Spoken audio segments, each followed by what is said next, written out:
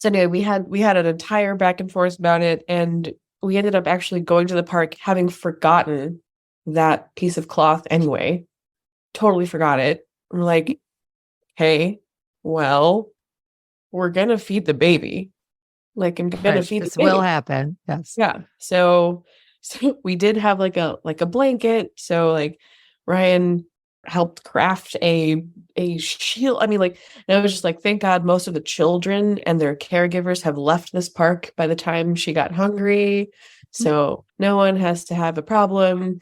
But yeah, it's just like, gosh, that just like was strong in Yeah. my experience. And like, and one of the ways I sort of insulated myself against that fear during the feeding was I just stayed right here.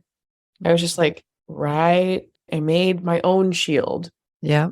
I made my own shield by turning all of my attention here. Here. And I mean, that was probably the strongest shield that I could have had. Yeah. No, I really believe that, Elizabeth. And that was a beautiful way to take care of yourself. Yeah. Thank you. Well, and so much to underline from that. So many aspects of, when we piece that apart and all the things that you named that just in general, like we're not supposed to think are a thing, or someone will think like this shouldn't be a big deal, or Yeah. we'll right away we'll kind of write off our feelings about it. We'll just like hunker in, and all this is going on. That's what I love so much about it, is how you're presencing that and just putting it out there to explore and look at. And yeah, we'll also deal with it. And it didn't stop you from going to the park. And I love where Ryan kind of brought in his masculine, yang energy with it. Like, I will protect you. We will be okay. We're going to the park. Right. And I know how much I needed that for our first outing. It's so interesting that you say that, because our first outing, we lived like at Sheridan in Belmont in Chicago. But anyway, it was the Air and Water Show. And yeah, now we weren't trying to go to the Air and Water Show, but I was just like, it was so intense. I'm like, we're going to break our baby's ears, like we're going to, it still might not be the best thing to be out there, but just what it took to like leave the house and go into public for the first time. Exactly what you're talking about. And again, just want to underline it so that we have permission, as birthing persons, to have all those feelings. And then like, what are they going to be the things that I'm going to do? How do I take care of myself? Like what, and even, be mad about how our culture is, and Totally tender toward yourself, and appreciative of Ryan, and sometimes maybe mad at him for like, yeah, you can have that too. Like, why don't you get this? Right. Big deal. And he'll never have the experience, and but he can be empathetic and also hold like, you got, we have this, we got it. So a lot of really beautiful things about that.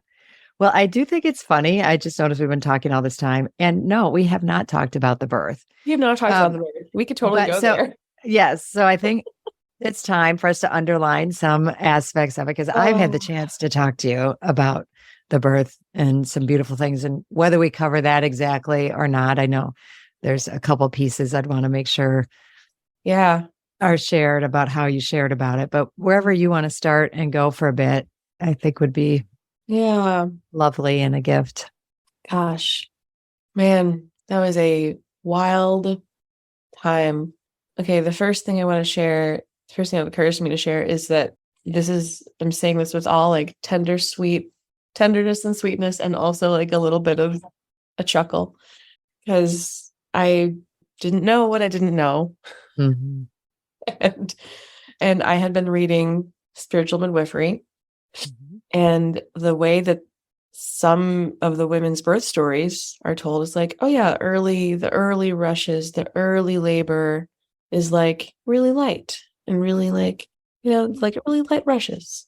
Like, oh yeah, I just went out and did whatever I did. Like went out to the fields, and like totally possible. And when I was in early labor, well, let me back up even more, because I'd been reading that, thinking that like, oh yeah, I like made an entire list of things for me to do that I would like to do, not as less as like chores and more of like, oh, it's birth time. Yeah. Right. Like Very, that's something I want to do in that space. Like yeah, like I these are want things I to could see. Yeah. do this list of things. And like I didn't Yeah. have to do all of them, but like I had some things that I definitely did want to do high on my priority list in early labor. So yeah, I didn't want to do any of them. When we actually got into it, I was like, oh yeah, no, I don't want to do any of those things. I want to do none of those things. I still want them done. I Right. wish they were done, or I wish someone else would do them. And I don't want to do them. Mm. I want to be in my own experience. Like, and my labor started with my water breaking, actually. Mhm. I was like, okay, all right, okay. That's where we're headed. And Yeah. gosh, I remember like remembering the experience, like, man, I'm sure that it's true that comparatively early labor contractions were lighter. Yes. Must be Right. true. Right. Right. That must be correct. However, that doesn't mean that I wanted to do anything during or in between. Yeah. So yeah, that was, I mean, what I wanted to do was sleep. Mm. But that all started in the middle of the night. And I was like, and I also knew from reading and from learning from the midwives, like the time when you want to save, you don't want to spend energy doing a bunch of stuff. You want to conserve it and build it up even during early labor so that when you're actually pushing and you need to generate energy, that you can do that and you don't get tired and give up. Right. And so I was like, okay, well, I'll try to go back to sleep every time. Wake up, have an intense minute, go back to sleep. Yep. And even though those must have been lighter than later, Right. Yeah. It's not where you're I remembering. would not have described them as light. No. Oh, yeah. And you're first having them. And it's like the first realization of what this is going to feel like, because there's no way you can practice that feeling, right? Like here, I'm going to practice having this sensation and how I'm going to be with it. Like, no, that's Yeah. I had a vision of that, but that's not what happened. Well, and one of those things I want to name, because you told me this, that you wanted to do, you thought would be beautiful to do during this time, was put together this prayer flag, right? You had at your garden party, people write on colored construction paper, wishes for you, words for you, like inspiration, like knowing that they would be at the birth. So you asking your birth support, I would have been putting that flag together if I were there. But I love imagining it. And I love that you're like, no, I still need this flag. Yeah, this needs to happen. I need this. And, will you, Ryan and Denise, do this, please? And and they did. And it was lovely. And if you would speak just a little bit about what that then meant for you during the birth. Absolutely. So there's so many well wishes and beautiful messages of inspiration and wisdom. It really and truly was a prayer flag. I mean, at first it was just like pieces of paper but then like the stringing together of them into a flag and the hanging of the flag. I just said, please do this. And they like, I'm going to lay here and be in labor. Yeah. Do this thing while you do that thing. You please put this up, make this happen. And they figured it. I showed them, here's the materials that I have already gathered for you. Assemble and mount. Go. And they worked together beautifully. They did that. And one of the things was like they ended up putting the prayer flag up in our bedroom, or they started putting it up in the bedroom, and they were maybe like halfway done. And they're like, oh wait, we were gonna have this water birth out in the next room over. Should we have put it up out there? And I'm like, no, this is fine. Don't undo everything. Just carry on. And so they finished putting up the whole prayer flag in our bedroom, and kind of like fast forward hours, many hours. We did have the tub ready for a while. Like by the time that I'm skipping over so many pieces, but it doesn't matter. I know. Midwives, by the time the midwives were like, oh, you're fully dilated, push whatever you want. I actually had been holding back on pushing for a little while by the time they told me that.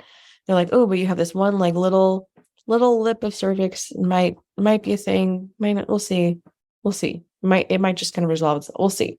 But anyway, I got into the tub, was so happy to be in the tub, felt so nice, and had like maybe like 2 to 4 contractions in the span of a half an hour, and did push in good faith. However, the midwives were like, yeah, this pace is not going to birth your baby.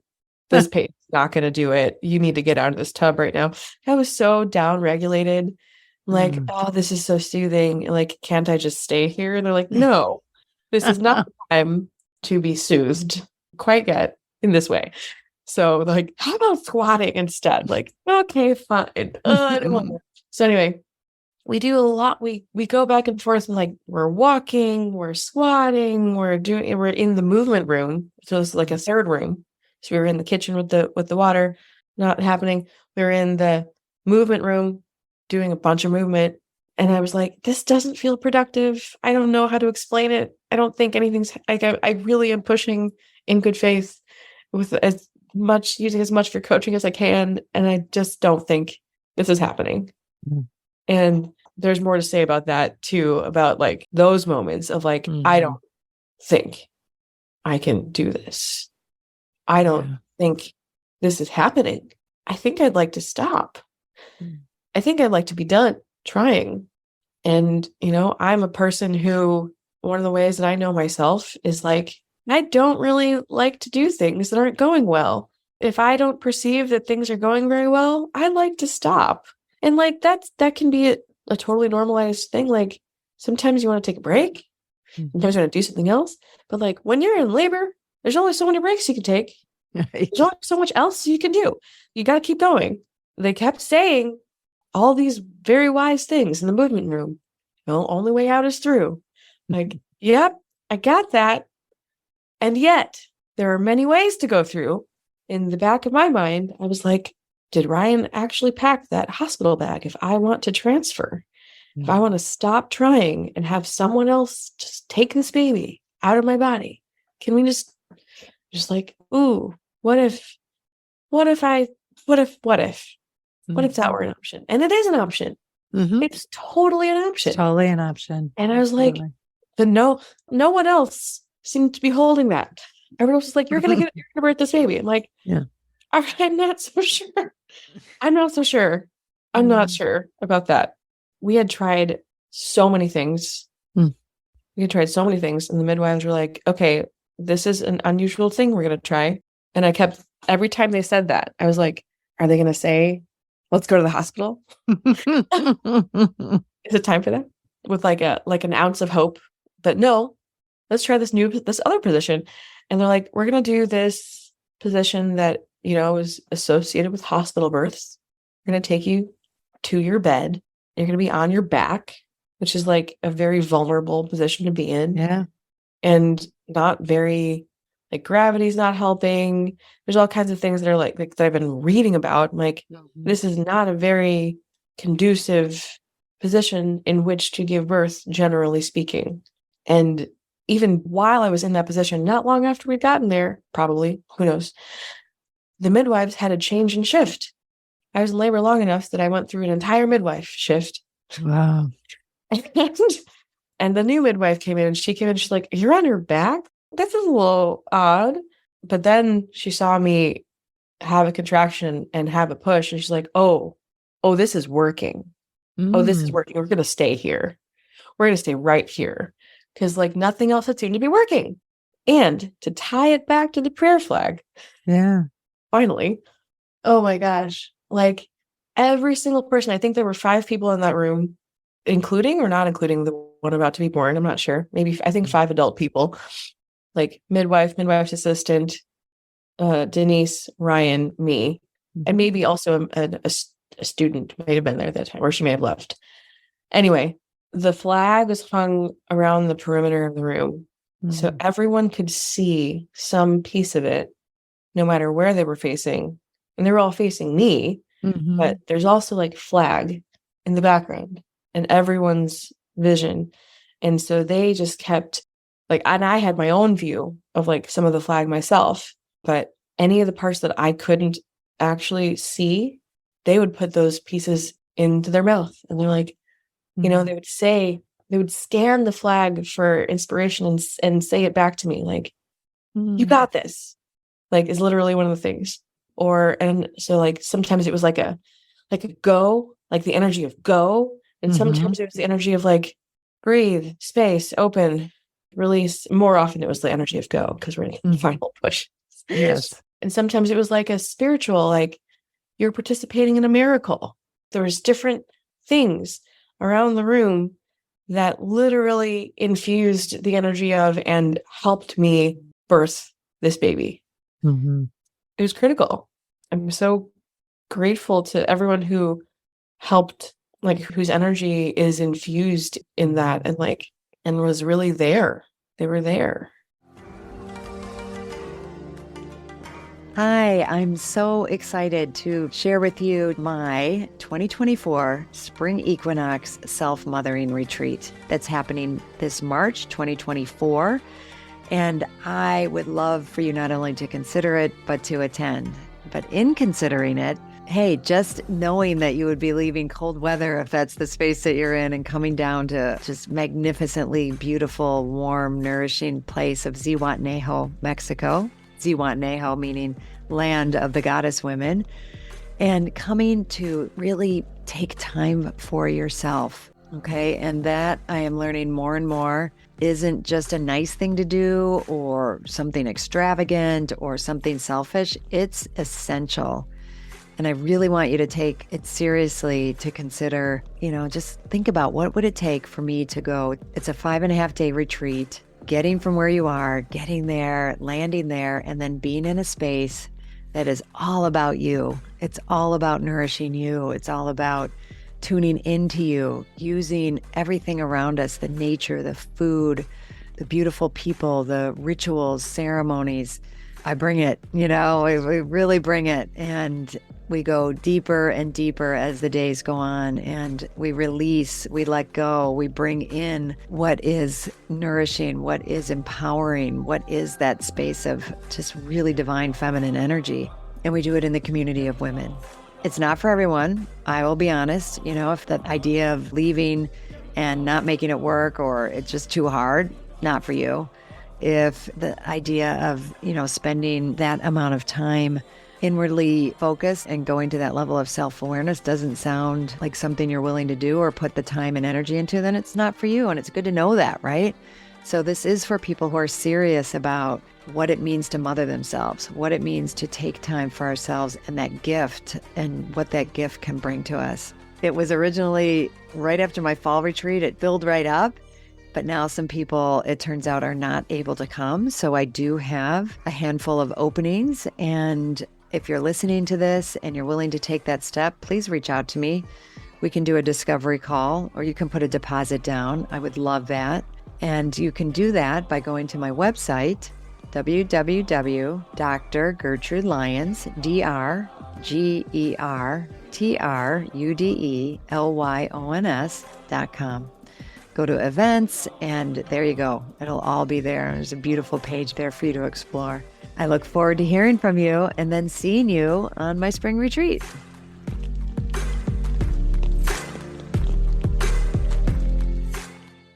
They really were. It's like they were present in the room with you. Yeah.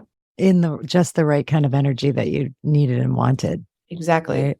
Exactly. And no more, no less, but just what was needed was there, and how you generated that. I remember, saying that, like, this was an idea you had that you saw to completion, not because you knew exactly how it would support you. How could it not, have some positive impact, right? Like that would be obvious, but to the extent and level that it did. And then trusting and the unfolding. And it's like, oh, it's in the bedroom, but I'm not going to be in the bedroom. Oh, but it turns out I am in the bedroom. Right. And I wanted the tub. The tub was like it. I'd always wanted the tub. And then the tub wasn't it. Right. It was not. And that doesn't mean it was wrong. Right. It was just but it will take, and I think that's what you're speaking to, the experience of I can envision, I can plan, I can look for this, and it's still going to be its own. I can't control it, right? But I can then enter into it and use what I do have around me to its fullest. And, Oh my those gosh. pieces will play out in the way that they're meant to. Gosh, that's true in like a birth sounds like it's a moment. Learning of it being a process, and we're still in the fourth trimester moment here. So it's like there's still births happening. I'm just connecting to what you're saying is true in the micro moment just as much as in the grand process. Yeah. Like every single latch, because that's the newest pain point, is like, how's our latch going to be, kiddo? How is this going to go for you and for mom? And like, I can know everything that I know or think everything that I think, hold her a certain kind of way before she gets too fussy. And like, there's only so much that I can't just like generate and like make something happen a way that I think should happen, because this is also a dance and a partnership. You are a little being. You are the one latching. So you are participating, and you're going to do what you're going to do, and I'm going to do what I'm going to do, and we're going to dance this dance, and we're going to get you fed. That's ultimately, we're like, we're going to get you born. We're going to get you fed, whatever needs to happen. And it might not look the way I thought, and that's got to be okay. It's like, we're not here to read from a script. We're here to live life, which is like, I'd have the experience of modeling. We can roll with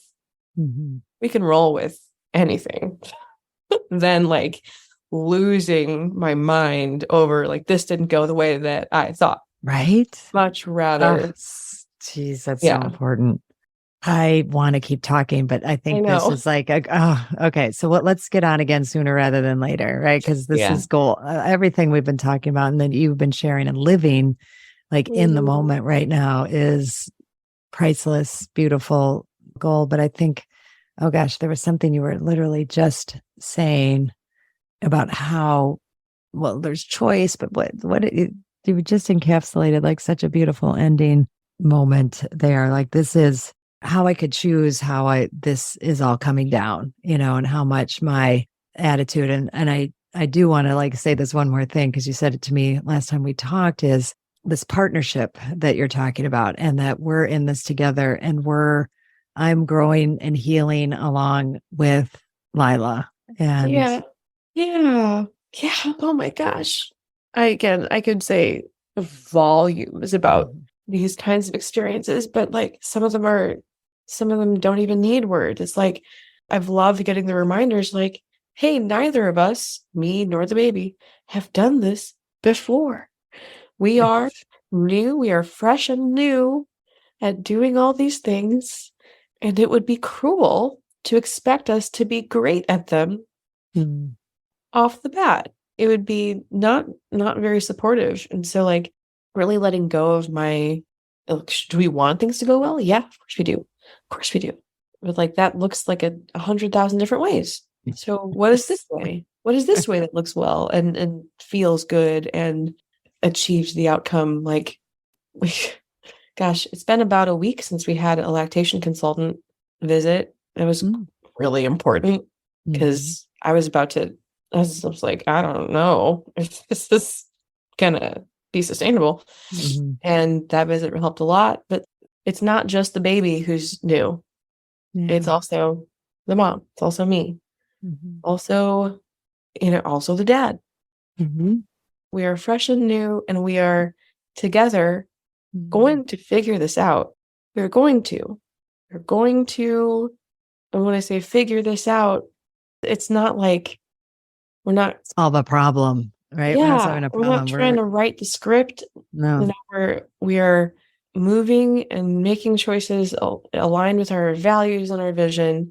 And that right now, the very basic one is happy, healthy family and well cared for. Well cared for. And that includes every one of us. Yeah. Some of the ways that has looked has been surprising. Yeah. Well, and I think that's some of what you shared. Well, and as you were saying that, Elizabeth, what was coming to mind for me also was like, this is new for all of us. We're all in this like fresh newborn space, and we all have our unique wisdom to bring to it. You know, and I think sometimes we think we're just supposed to know, like we're supposed to have knowledge about this. And this is where we're really drawing. And Lila, in her newness, fresh from the heavens, has so much wisdom.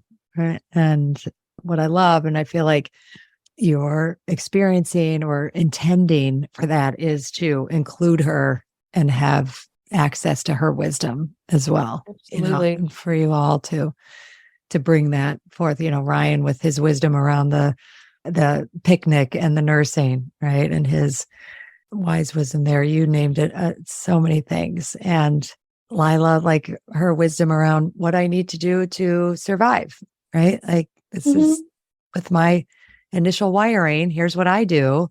But I'm also this, I believe, I'm projecting my belief here, this ball of energy fresh from the universe, right? Like hasn't brought herself, you know, into this fully human experience. Like that's what she's doing now, but she still has a lot of that universal energy, however, Absolutely. you know, we want to name it. But absolutely.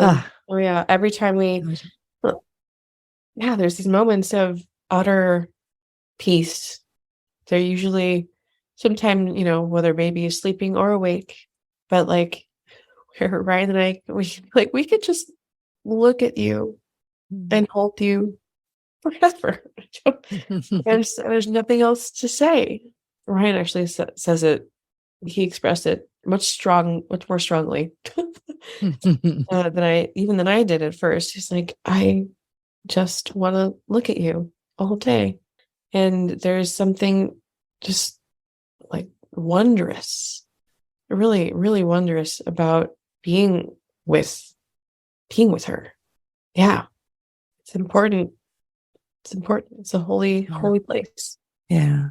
Yeah. Here. And thank you. And thank you for sharing and bringing this holy space to me, to everyone who's going to listen there, that we get to ride this wave with you. I feel an incredible amount of gratitude and hold it very preciously, you know, for myself. And then also acknowledge, you know, you and Ryan, you know, that have worked to be able to hold a moment like that, you know, to recognize and acknowledge, you know, that moment and have those moments. And there'll be the other moments, right? But totally, amidst them, I can be in awe and wonder. And what a beautiful thing. So beautiful. Yeah. So say one more thing and then we'll end. I know. Yeah, there's 1,000 more things. I know that you sent that song. I've been singing it. I can sing it. Will you sing it? And that's how we'll close. We all came to welcome you. We all came to your birth. We all came to welcome you to earth. And I was there to love you. I was there to love you. I was there to love you and give my body for your quick and easy entrance here from heaven's open door. I don't think I'm going to say anything else. Thank you. Wow. I don't think I want to say a lot. I think it speaks for itself, this episode with Elizabeth. But I did say to her after we stopped the recording, after she sang her song, that like, I think that was a very meaningful song to me. It was taught to me by my dear friend, Denise Delves.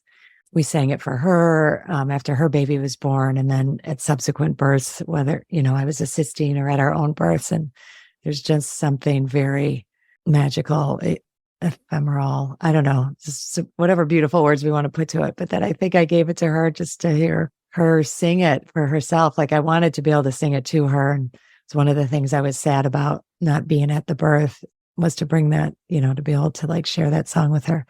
But I knew it would get its proper use as these things unfold. And now what she said afterwards is she often cries while she sings it, and what a gift it's been for her. And I think it was just a gift for me to hear her in her beautiful voice embody it. So please take everything that you can from this episode. And yes, it's about birth, but this is really about life and how it unfolds and the choices that we have and how we live it and what we're all bringing into the world and birthing every moment. So blessings. Thank you so much for choosing yourself and taking the time to listen to this podcast. As always, please rate, review, and subscribe to Rewrite the Mother Code. It helps other people who need this message, aka all women, well, actually everybody, men included, to find it. I'm honored to have you on this journey in mothering yourself. Remember, change is uncomfortable, but it's beautiful, and it starts with us. And if you can't wait until next week's episode, follow me on Instagram and LinkedIn at Dr. Gertrude Lyons, or at my website, drgertrudelyons.com, and sign up for my newsletter. I'll see you next time.